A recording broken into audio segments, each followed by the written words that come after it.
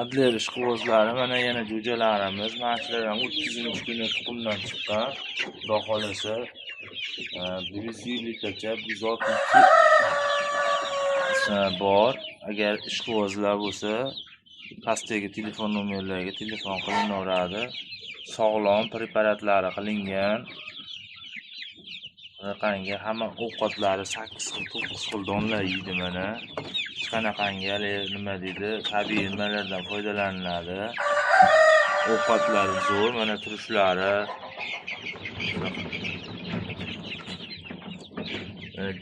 Oshqozonlarida, jig'ildonlarida ovqatlar to'la. Hech qanaqangi nima deydi, ovqat yemasdan yoki nima qilmaydi, hammasi joy-joyida. Mana shu jo'jalarimiz.